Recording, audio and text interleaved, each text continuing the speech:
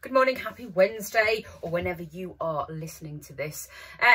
Instagram seems to be having trouble with showing anything over 10 minutes, so I'll try and keep it under 10 minutes and see. If not, what I will do is I will put it on YouTube, which I do for other social platforms, and then I will share this for Instagram in the story, so you can just click on the link and watch it through YouTube. And actually it's probably a bit of a better quality and for sound anyway. But it is a bit of a pain when you've been doing something the same forever. So going on to something lovely, obviously we've just come into December. Who still, as an adult, gets an advent calendar? Me. I still get an advent calendar. So in our house, it's something that we've always done, and I even buy advent calendars for my 79-year-old mum and 80-year-old mother-in-law because I'm kind like that. I mean, whether my mum gets to day 24 Christmas Eve and eats one each consecutive day, she might get to day 24 tomorrow. I think I've got a Ferrero Rocher one this time because she likes Ferrero Rocher.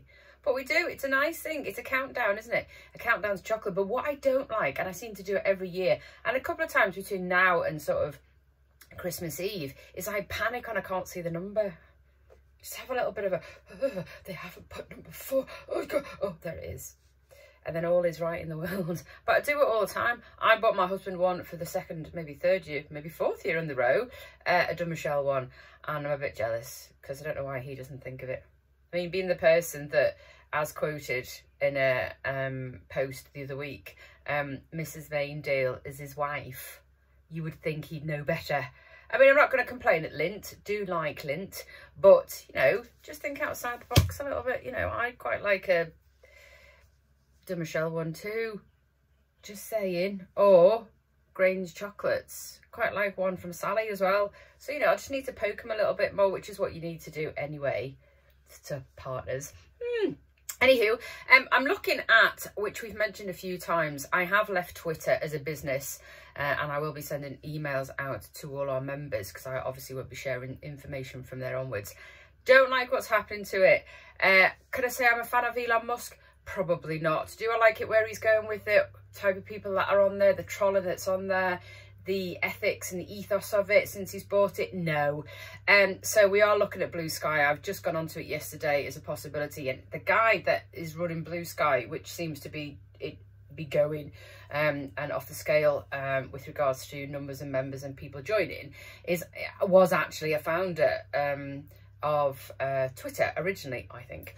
So he's gone and sort of done his own thing with Blue Sky, and I'm hoping that this is a bit more, from what I've read about it, it seems to be a bit more what I would deem as a good platform. I don't like a platform where people can just say what they like when they like, and then just grab onto something and nah. So I think that's, unfortunately for me, that's from a business perspective. Personal, I still don't get them, but from a business, I don't think that's very good for me. So I will move away from that, and we are looking at Blue Sky as a possible. We have put stuff on Threads, which is through Instagram. How Mark Zuckerberg is, because if you didn't know, Mark Zuckerberg, who owns Facebook, actually bought out Instagram quite a few years ago, and then Instagram's now got a platform for Threads, which is like imitating what Twitter does. I don't know if it's got any longevity in it yet, but I'm just using it and playing around with it. I did have a bit of a faff, and I do say faff because it is a bit of a faff, with TikTok, and I think TikTok has its place, and it will be something that will grow with businesses as time goes on, because obviously the younger generation learning stuff, and they will probably keep on using TikTok unless another platform comes out in the future to find out information. So it definitely has its place, and it's got stuff to grow. Whether businesses now need to use it, I think it depends on that business. In some cases for products and produce, yeah, probably could potentially work, especially if you want new customers of the ages in their 20s who are then going to go into their 30s when they're looking at stuff. Whether it's there for a service, yeah, probably not. So it's something that we probably won't do, which, yeah, I'm quite happy about that. So we are looking, like I said, at other options of social media platforms that just fit in with my ethos a little bit better. We did put a post out yesterday with regards to something I've been trying for years, pre-COVID, after COVID, COVID. trying to get Garforth or near Garforth local shelf within the garden centre with Klondike, who are a business that was brought from a small family business, and obviously it's grown. They've got lots of stores and shops, garden centres now. So they are actually an independent family run business. So I know a lot of their produce and stock that they have from what Greg from Bottle Baking Company had put on my post yesterday, because it was a suggestion just to get some traffic really to the post and tagging Garforth Garden Centre in as my suggestion of having a local Garforth shelf, or local to Garforth shelf of products and produce on there, which I think would be a real good collaboration with a massive garden centre and local businesses, whether it was jewellery, candles, coffee, tea, gin, just as an example, artwork, whatever. We've got quite a lot of people in the area, and not just Garforth, in the LS25, LS26 area that could actually benefit from it. And also I think having a local shelf, people would go to the garden centre to see everything in one place.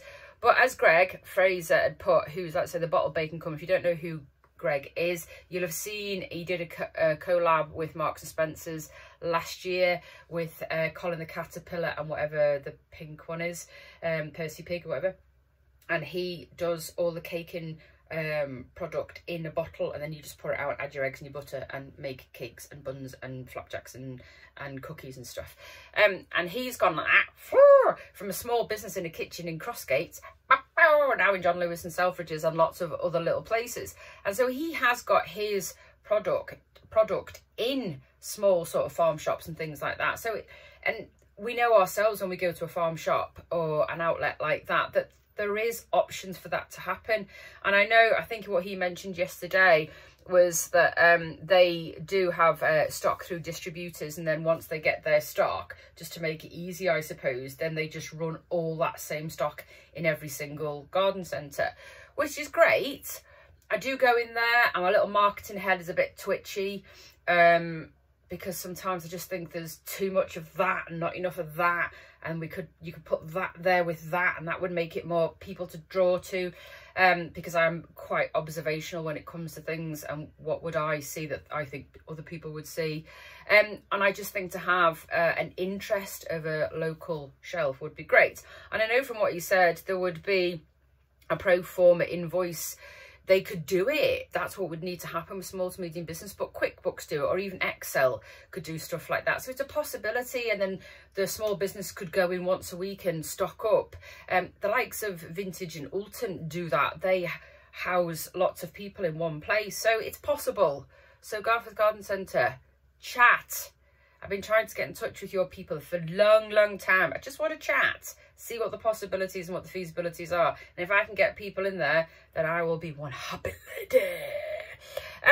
But not much. Well, there is not much going on. Facebook kindly, we put up a post today, had kindly is a bit of a pain in the backside from the point of view that it's looking at all posts and information that come in, especially ones that are shared, and going, that doesn't fit in with our community standards. I'm not having that. And one yesterday was from the Gaping Goose advertising their grotto for the kids, and everyone dressed as an elf, and obviously all that money goes to charity, and they thought, Facebook, that went against their charity because it was a bit like clickbait or giving things away like a competition.